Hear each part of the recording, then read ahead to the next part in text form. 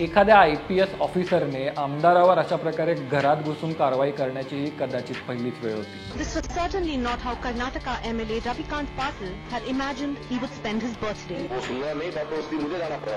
पण कामटेंना एक सवय होती, ते काही करत असले तरी वायरलेस वॉकी टॉकी ते चालू ठेवायचे, जेणेकरून शहरामध्ये कुठं काय चाललंय याची त्यांना खबर मिळत राहील. कामटे कसलेले बॉडी बिल्डर होते, कुस्तीपटू होते, अंगात अफाट ताकद होती. त्यावेळी कमिशनर हाऊसला जे ड्युटीवर होते त्यांना कळालं की साहेब चिडलेत आणि आता काहीतरी मोठं कांड होणार. त्यांनी इतर वरिष्ठ पोलीस अधिकाऱ्यांना कॉल केला आणि सांगितलं की वाघ एकटाच निघालाय.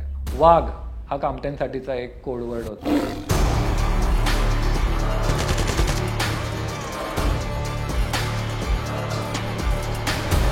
हर एरिया में एक ही गुंडा हो सकता है और वो वहाँ की पुलिस होनी चाहिए, असं शहीद IPS अशोक कामटे आपल्या डिपार्टमेंटच्या सहकाऱ्यांना म्हणत असत.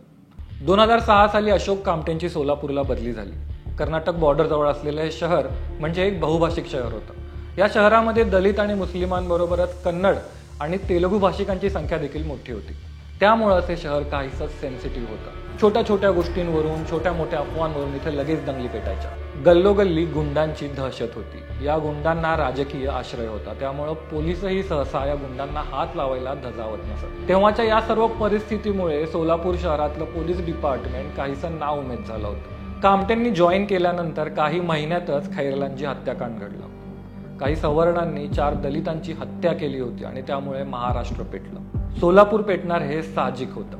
ही बातमी कळताच तेव्हा दिल्लीला असलेले कामटे सोलापूरच्या दिशेने निघाले. सोलापूरच्या एका टोल नाक्यावर त्यांनी वर्दी मागवून घेतली आणि गाडीतच ती चढवली. तेव्हा बस स्टँड जवळच्या शिवाजी चौकात 10,000चा जमाव जमला होता. सोबत फक्त 2 डझन पोलिसांना घेऊन अशोक कामटे त्या 10,000च्या जमावासमोर उभे ठाकले. हातात दंडुका, डोक्यावर हेल्मेट आणि कमरेला पिस्तूल घातलेले अशोक कामटे हे पोलिसांच्या सर्वात पुढे होते.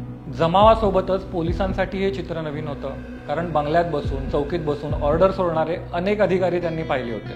परंतु 10,000च्या जमावाला असा समोर जाऊन स्वतः हल्ला चढवणारा हा पहिलाच IPS त्यांनी पाहिला असावा. काही क्षणांमध्ये कामटेंनी त्या जमावातले मोरके हेरले जे त्या जमावाला चिथावत होते आणि सहकाऱ्यांना इशारा करत त्यांनी हल्ला चढवला आणि त्या नेत्यांना त्यांनी आधी बुकडून काढले.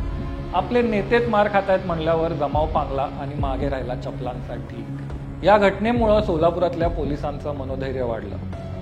काही दिवसांनंतरच बाबासाहेब आंबेडकरांच्या पुतळ्याची विटंबना झाली होती. त्यावेळी पुन्हा महाराष्ट्र पेटला, पण सोलापुरात मात्र एकही दंगल घडली नाही. त्यावेळी सोलापुरात अनेक राजकीय नेत्यांनी, दादाभाईंनी आपापल्या नावाचे ग्रुप काढले होते. त्यापैकीच एक ग्रुप होता RP ग्रुप. RP ग्रुपची तेव्हा दहशत होती. कर्नाटकचे माजी आमदार रविकांत पाटील यांनी पुन्हा एकदा दादागिरी करत सोलापूर आणि परिसरामध्ये दहशत निर्माण केलेली आहे. गल्लीबोळातले दादाभाई आपल्या गाड्यांवर RP ग्रुपचं स्टिकर लावून फिरत असत. हे RP म्हणजे रविकांत पाटील. सोलापूरला लागूनच असलेल्या कर्नाटकातल्या इंडीचे आमदार कर्नाटकचे असले तरी राहायला सोलापुरात. त्यांचेच भाऊ रतिकांत पाटील हे शिवसेनेचे जुने नेते होते आणि ते एकदा सोलापुरातून आमदार म्हणून निवडूनही आले होते. सोलापुरात या पाटील परिवारानं हजारो कार्यकर्ते सांभाळले होते. कुठे काय मॅटर झाला की हे RP ग्रुपचे कार्यकर्ते लगेच जमा व्हायचे आणि मग राडा.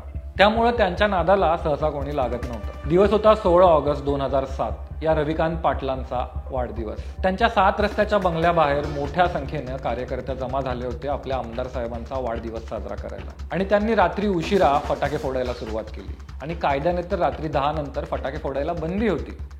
त्यामुळं काही वरिष्ठ नागरिकांनी याची कंप्लेंट कंट्रोल रूमकडे केली. तेव्हा तिथे पेट्रोलिंगला असलेल्या पोलिसांनी कार्यकर्त्यांना पांगवण्याचा प्रयत्न केला, पण कार्यकर्ते कुणाचा ऐकायच्या मनस्थितीत नव्हते. मग तिथले एक पोलीस निरीक्षक कुलकर्णी हे त्या जमावाला पांगवण्यासाठी तिथे गेले, परंतु कार्यकर्ते त्यांच्याही ऐकण्याच्या मनस्थितीत नव्हते. कुलकर्णींना कार्यकर्त्यांनी धक्काबुक्की केली, शिवीगाळ केली, त्यांचा शर्ट फाडला आणि हेच कुलकर्णींनी कंट्रोल रूमला कळवलं. 7 रस्त्यापासून काही किलोमीटरवरच असलेल्या कमिशनर हाऊसमध्ये तेव्हा कामटे होते आणि त्यांचा आपल्या शेड्यूलप्रमाणे कार्यक्रम चालू होता. पण कामटेंना एक सवय होती, ते काही करत असले तरी वायरलेस वॉकी टॉकी ते चालू ठेवायचे, जेणेकरून शहरामध्ये कुठं काय चाललंय याची त्यांना खबर मिळत राहील. आणि त्यामुळे हे जे काही घडत होतं ते कामटे ऐकत होते आणि त्यांना जसं लक्षात आलं की आपल्या एका पोलिसावर जमावानी हल्ला केलाय तेव्हा ते खवळले. चिडलेले कामटे क्षणाचाही विलंब न लावता आपल्या ड्रायव्हरला सोबत घेऊन 7 रस्त्याच्या दिशेने निघाले.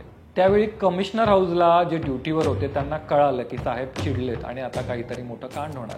त्यांनी इतर वरिष्ठ पोलीस अधिकाऱ्यांना कॉल केला आणि सांगितलं की वाघ एकटाच निघालाय.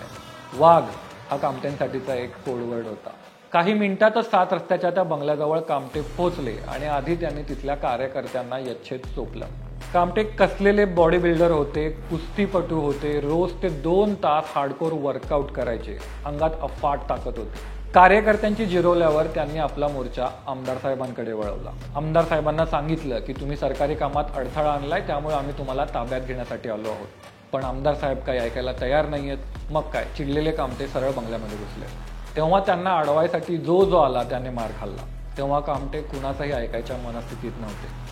कायद्यापेक्षा कोणीही मोठा नाही हे त्यांना सिद्ध करून दाखवायचं. काही जणांना तर कामटेंनी अक्षरशः उचलून फेकल्याचं सांगितलं जातं. आणि अशा प्रकारे घरात घुसून कामटेंनी त्या आमदार साहेबांचा वाढदिवस पद्धतशीरपणे साजरा केला. दुसऱ्या दिवशीच्या सर्व न्यूजपेपरमध्ये आमदार साहेबांना स्ट्रेचरवरून बाहेर घेऊन जात असल्याचा फोटो छापून आला होता. आणि संध्याकाळपर्यंत कार्यकर्त्यांच्या गाडीवरून आरपी ग्रुपचे स्टिकर्सही गायब झाले होते. सोलापूरमध्ये काही ठिकाणी पोस्टर्सही लागले. सोलापूर का डॉन कोण? अशोक कामटे. अशोक कामटे का दंडा, अख्खा सोलापूर थंडा. एखाद्या IPS ऑफिसरने आमदारावर अशा प्रकारे घरात घुसून कारवाई करण्याची ही कदाचित पहिलीच वेळ होती. याचे पडसाद तेव्हा महाराष्ट्रातल्या विधानसभेत उमटले. विरोधी पक्षात बसलेल्या सेना आणि भाजपच्या नेत्यांनी अशोक कामटेंवर हक्कभंगाची कारवाई करावी अशी मागणी केली होती. पण तेव्हाचे गृहमंत्री RR पाटील कामटेंच्या मागे खंबीर उभे राहिले. कामटे भंडाऱ्यात असताना त्यांनी अनेकदा जंगलामध्ये घुसून नक्षलवाद्यांशी पंगे घेतले होते. सांगलीमध्ये असताना त्यांनी तिथल्या एका कुख्यात गुंडाचा एन्काउंटर केला होता. जेव्हा 26/11चा हल्ला झाला आणि कामटे, करकरे आणि साळसकर बसलेल्या गाडीवर जेव्हा अजमल कसाब आणि त्याच्या साथीदाराने गोळ्यांचा वर्षाव केला, तेव्हा त्याही परिस्थितीमध्ये कामटेंनी रिटॅलिएट केलं होतं आणि कामटेंनी चालवलेली गोळी अजमल कसाबच्या हातात घुसली होती. मुंबईत असं काहीतरी घडलंय आणि त्यात आपले कामटे साहेब शहीद झालेत ही बातमी सोलापुरात येऊन धडकली. अगदी चिमुकल्यापासून म्हातारा कोताऱ्यांपर्यंत सर्वजण आपल्या घरातलाच एखादा माणूस गेलाय अशा भावनेनं शोक व्यक्त करत होते. त्या दिवशी अख्खं सोलापूर शहर कामटेंना मानवंदना देण्यासाठी रस्त्यावर आलं होतं. कामटेंना जाऊन आता जवळपास 15हून जास्त वर्ष झाली आहेत. परंतु एकेकाळी संवेदनशील आणि दंगेखोर म्हणून ओळखलं जाणारं सोलापूर शहर आजही शांत आहे. सोलापुरातल्या अनेक घरांमध्ये, अनेक दुकानांमध्ये आजही भिंतीवर अशोक कामटेंचा फोटो दिसत असतो.